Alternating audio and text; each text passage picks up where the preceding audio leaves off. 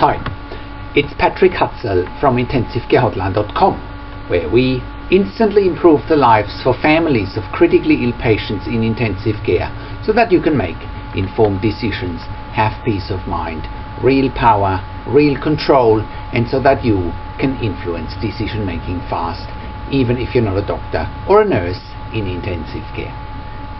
This is another episode of Your Questions Answered, and in last week's episode I answered another frequently asked question from our readers, and the question last week was: my brother is in a diabetic coma and had a heart attack.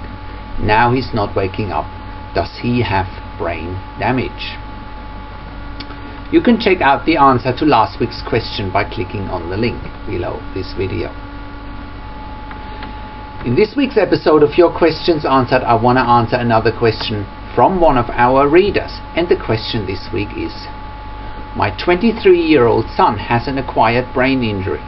He's now in a subacute facility with a tracheostomy, and we want our son at home. What are our options? This question from Linda is an excerpt of a one-on-one phone counseling and consulting session with me. Linda describes her son's situation as follows. Hi Patrick, I read about you on an online support group called Team Inspire. My now 23-year-old son Spencer suffered an anoxic brain injury on August the 12th in 2012.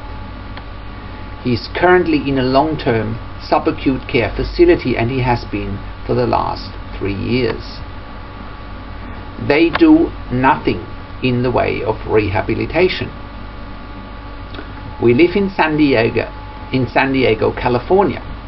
Do you have any information that may help me get my only son, my Spencer, the help he so deserves? I miss him desperately. His brain injury occurred on August the 12th in 2012. He does have a tracheostomy, but he's not on a ventilator.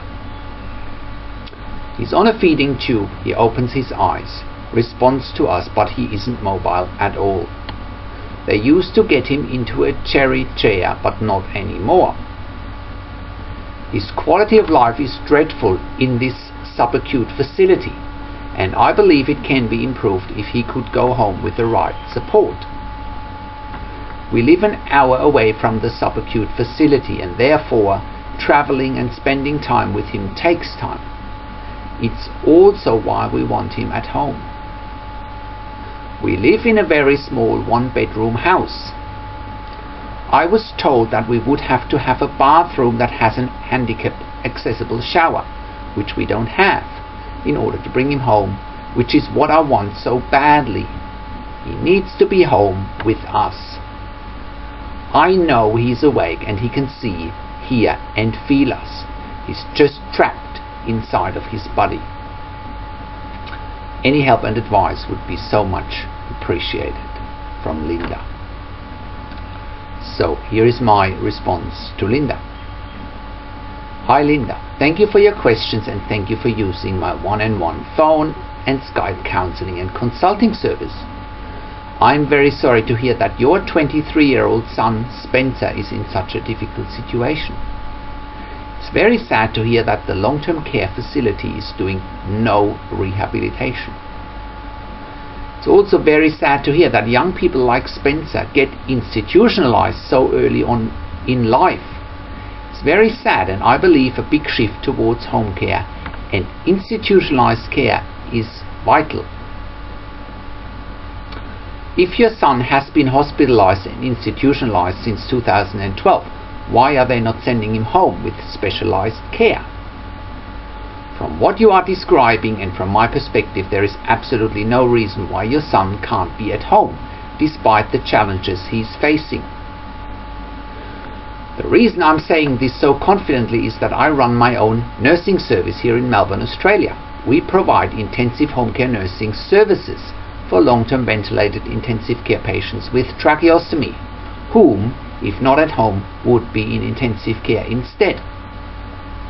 You can find more information about our services in the link to Intensive Care at Home below this video in the written version of this blog. I know that doesn't help you, Linda, given that you are in California in America, but I just want to give you perspective of what's possible for ICU patients with the right support structure and, more importantly, with the right mindset. Given that we do this for long-term ventilated intensive care patients, there is absolutely no reason why your son can't be at home. There is absolutely no reason why your son can't be mobilized in a chair either. They need to do that, and it's your job to reinforce that with the staff in this subacute facility. I can also assure you that we have worked with clients in small apartments and houses before. Therefore, your one-bedroom house might not be as big of a challenge as you think it is. Usually, as with anything, if there's a will, there's a way. Of course your 23-year-old son Spencer needs to be at home. There is absolutely no doubt about this, and way more is possible than you think it is, again with the right support structure and the right mindset. Given that I get so many inquiries from people who are in a similar situation than you are, I also know that there are no similar services to mine available in the USA at this stage. We're planning to provide services in the USA soon as well for intensive care at home. We know that we can do better compared to hospital and other institutions that deny patients and their families the right to go home with the right services. Moving forward, I have a few suggestions how I can help you. You can check out the interview that I did with a client of mine, Charlie Atkinson. He's 80 years of age and he discharged himself home from ICU on a ventilator. Check out the interview, again I put a link below this video, and you'll get a ton of insights. Whilst we will not be able to provide my service intensive care at home where you live currently, I'm certainly in a position to support you setting up your house as well as helping you to find the right support you need for bringing your son Spencer home. The same applies for equipment. I can help you and organize with finding all the right equipment you need if you're bringing Spencer home. Again, given my experience with looking after high acuity and ventilated clients at home, I can show you what you need to do step by step. I might also be able to help you sourcing a service in San Diego or surroundings that can help you with looking after your son Spencer at home. Again, we can help another service by guiding them with our experience from providing intensive care at home services. In the meantime, you should definitely ask the subacute care facility to get your son out of bed regularly and start rehabilitating him. It's very sad to hear that they have almost given up on him, not trying to rehabilitate him. He's way too young at 23 years of age to live in a subacute care facility. From my perspective and also from my experience, your son could have a much improved quality of life at home when looked after by a patient and family-friendly service like intensive care at home. We don't give up on people lightly, and by getting people out of bed every day, just by doing that, their quality of life as well as their level of rehabilitation increases and improves constantly. Your and your family's quality of life will improve too when you can finally stop going to the facility an hour away. Imagine what it would mean for you and your son to be at home together. It'll be by far more stimulating for him to have him in his own home when he has people around him who know and love him. I'm wishing you and your family all the best. So, how can you become the best advocate for your critically ill loved one?